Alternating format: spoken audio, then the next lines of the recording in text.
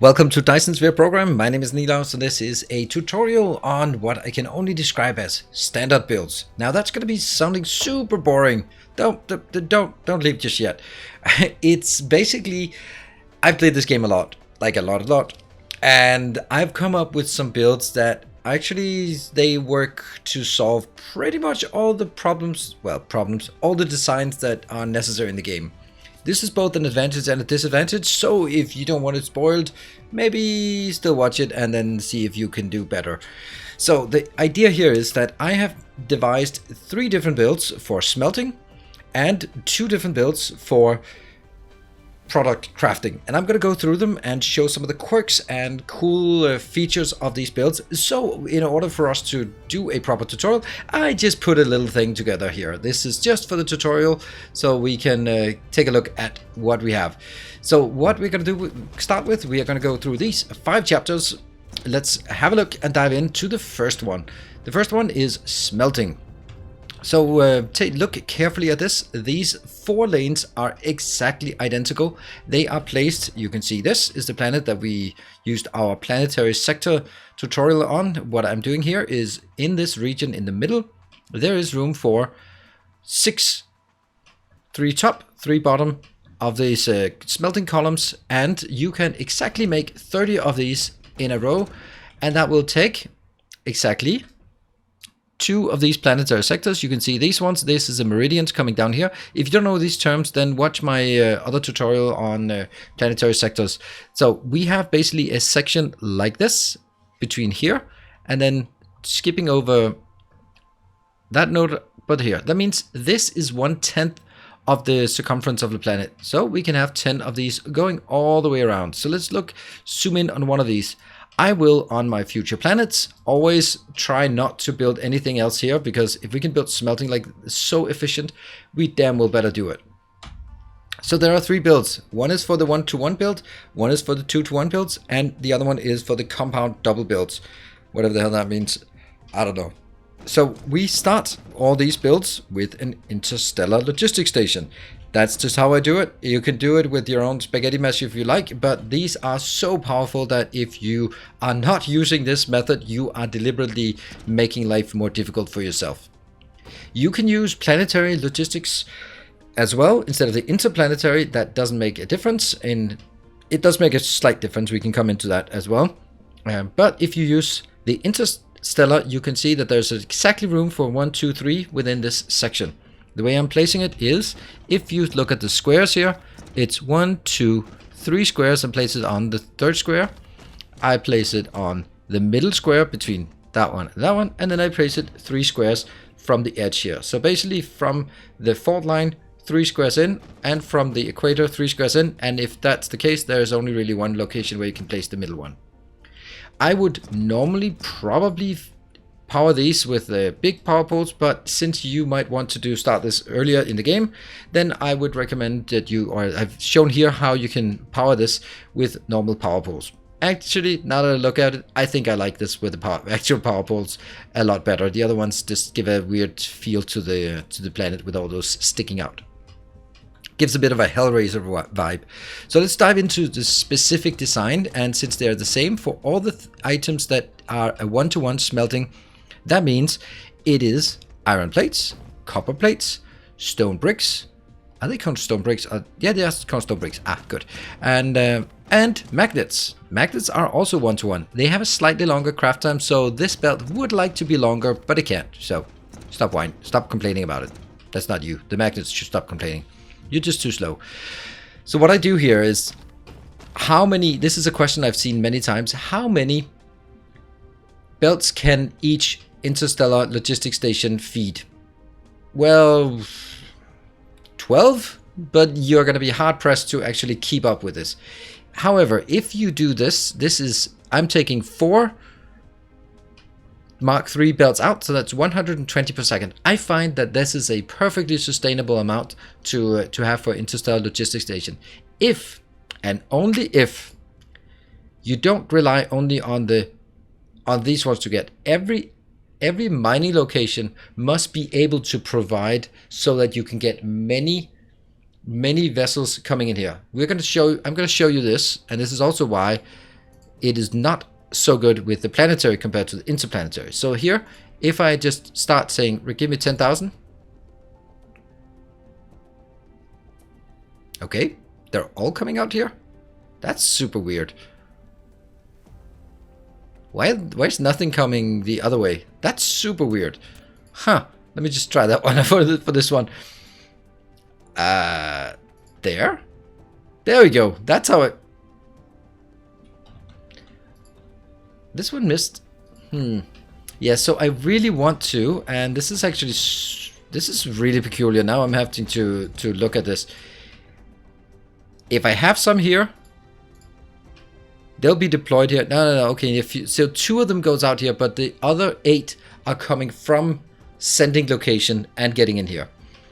So that makes perfect sense. Okay, and they will now be getting in here. I can also take this one. This will not be provided locally, and here. I don't know if we even have enough available, because I've been kind of draining my iron quite a bit. So they're being consumed here. You don't really generally need higher charge rate. It's only for the beginning. Once it gets going, it's not going to be using all of the charge rates. You can see here, I've sent 8 out from here, and so one of them is also coming from somewhere else. So what you're seeing is, oh, right, copper is apparently already coming in. Oh, that's quick. So what we should be seeing is that we can sustain this amount, the 120 per second outbound. And the way I built this, I will just show you a brief example here of how I built it, so that you can get a sense of how it's built, because it's actually not that difficult. So here, we're going to just pretend that this is going to be another iron build. I'm just going to highlight how to do it. And I'm going to go a bit quick, because the intention is also that it should be a bit quick. That one goes up here and in, and then other one out. That one is also wrong, so don't mind me. And this one, the reason why I leave space in the middle here, that one, the middle is for 2 reasons. One is symmetry, the other one is the fact that then I can place a power pole in there. Oops, did I do wrong? That one. There. So, and then you just drag it further on. So the distances here, it's actually quite simple. If you place it here, these ones have to be on the line, on the outer line. So it's very, very easy to actually build this, and build it quite rapidly. The designs here, now I'm using copy insert a mod. Let's build that one. And they just copy all the way over. So it's super simple to build this. And if you are in God mode or have advanced build deconstruct, just drag the lines and build it faster. But the point is, they're all the same. So that is the 4 different things that are a 1-to-1 build. Now let's take a look at the 2-to-1 build. So 2-to-1 builds, they are slightly different. Well, they are 2-to-1. We can see here that is glass. It takes 2 stone to 1 glass. Silicon takes 2 silicon to 1 silicon plate.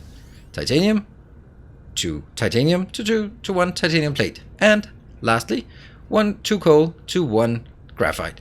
And all of them are 2 in on a 2-second cycle. So actually it is consuming 1 per second. That means if you have a row again, 30 deep, then you need 2 output belts, two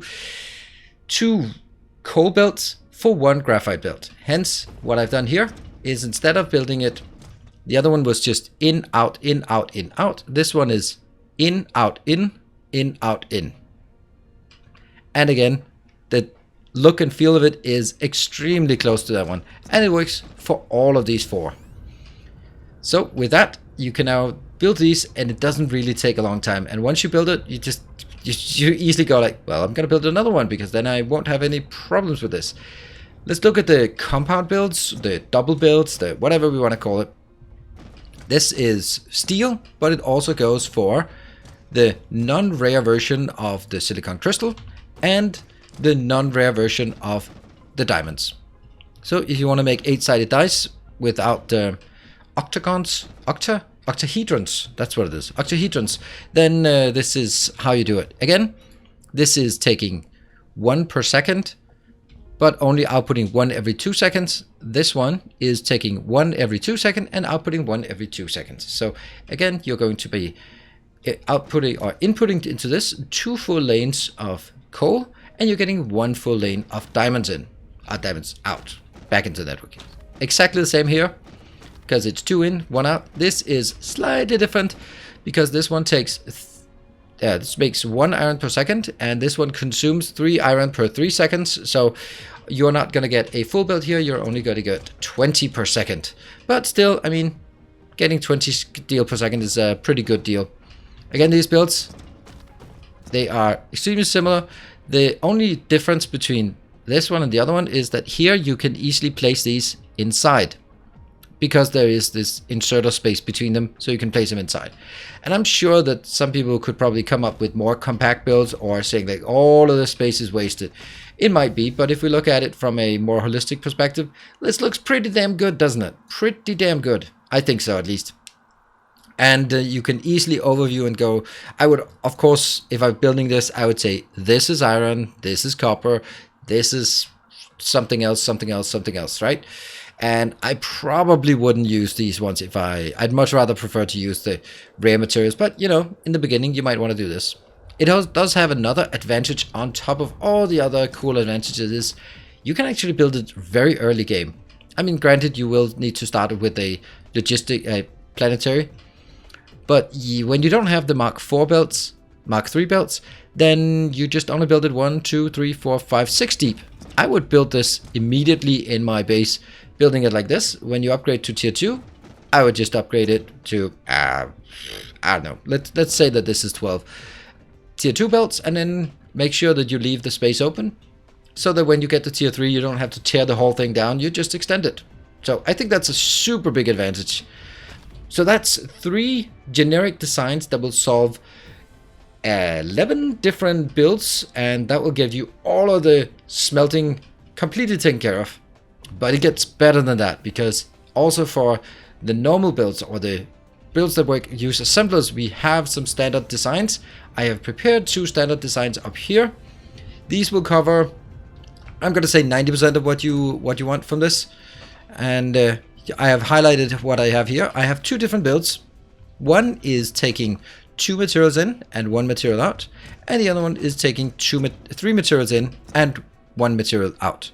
There are very few exceptions to this, but if we just look at the base of this one is 2 materials in, 1 material out, and that will then be used, could be used for magnetic coils, electronic circuits, electromagnetic turbine, photon oh man, I thought I could all the names. Photon plasma exciter. Damn it. Solar sails, titanium crystal, graviton lenses, plane filter, and photon combiner. Damn it. Yeah, so 9 different builds, 9 different items, same build. Also on the other side, the super magnetic rings. They're super magnetic rings, or are they super magnetic rings? I don't know. You tell me. Actually, isn't there a dash? Oh, they're super magnetic. Oh, okay. Well, you don't have to tell me. I know it. They're not super magnetic rings. Anyway, the particle broadband, the particle container, the frames, the ninja stars, the rockets, the deuterium fuel, the engines. You could do it in another way, but you can also do it this way. And the Casimir crystals. The one thing, and I'm sure that looking at the Casimir crystals, you want to comment on something about this as well. How many do you build? Well, let's just have a look at this build. It's also not coincidental that I decide to build these builds closer to the holes. I could also build it here, then I could fit in 2 of those builds, but I don't want to build them in this area. That's something I've learned. Don't build them in this area, because this area is much better used for smelting columns. So get them up here. You can build it. You can have your interstellar logistics stations right next to each other in each band between the fault lines, and they will then be able to do this, and however long you need it. And that's going to be the part that you will need to do the design for every time, is figuring out how many. It also depends on whether you are using Mark 2 or Mark 3 assembling machines. I'm using Mark 3.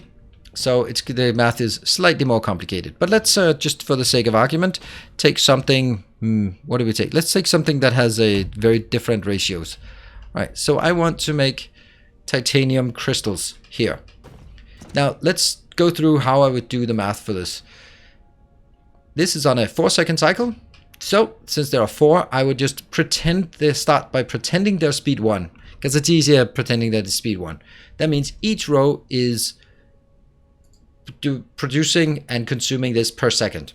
So each row is consuming 3 titanium per second.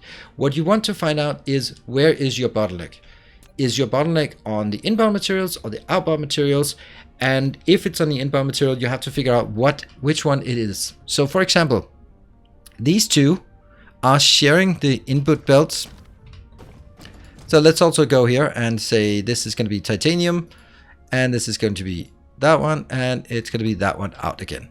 Let's see if I actually set it up. I almost set it up correctly.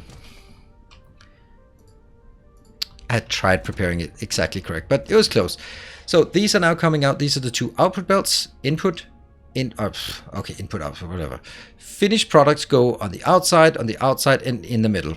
That makes it completely symmetrical. And if you take these belts on the raw material on the outside, then you're going to have 2 belts plus 2 belts plus 2 belts.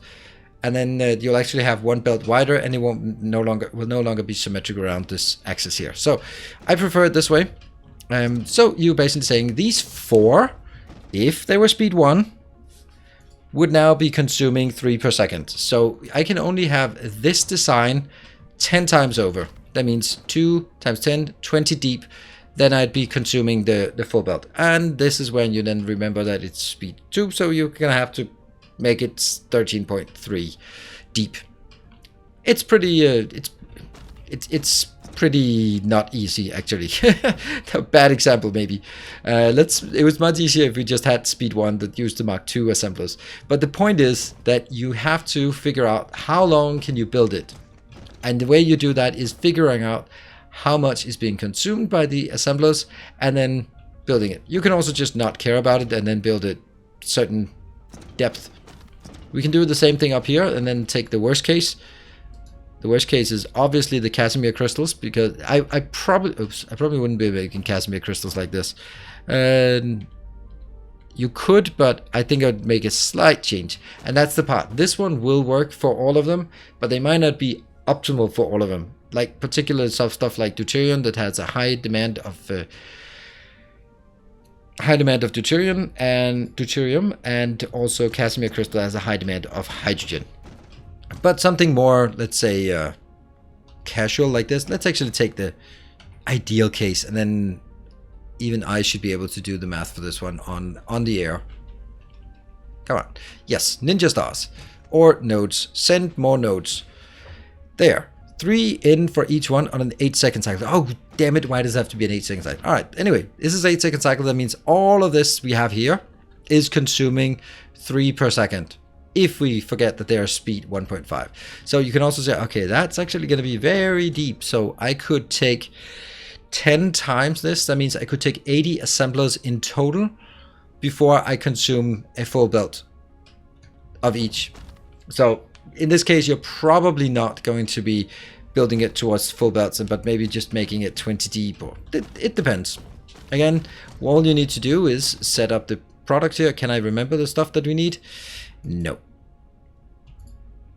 Frames. There. And what was the last thing? That was the processor. Always processor. And there. And then you will obviously have always request some space warpers in here so that they can request from outside the world and request inside. That depends on how your whole logistics network is set up, but that's definitely not part of this one. The idea here is that we have a few different builds. I've now shown you 5 different builds, and they will work for all of the smelting and 90% of the crafting. There are very few exceptions that don't really fit the mold. This one maybe could be argued is a bit different. Processors, I wouldn't use it because this microcrystalline component is only used for this, so I would use some kind of direct insertion. I'd probably also use some kind of direct insertion for the electromagnetic turbine, but again, that's more of a flavor thing, whether you want it to be one way or the next. So let's see, are there anything else? There are a few ingredients that take 4. I thought that was the one that took 4. That one. This one takes 4 inputs, and that's just different. So, I mean, you can do that yourself, right? So, generally speaking, all of these builds can be built according to this formula, which makes it both good and bad. When we get blueprints, it's going to be really nice, but it also, of course, you could say that the variation in builds is going to be a bit limiting once you sort of have figured out, or once you've watched this episode or this tutorial, and you go like, oh yeah, that's pretty neat. And then you might come back and say, well, now all my builds look the same.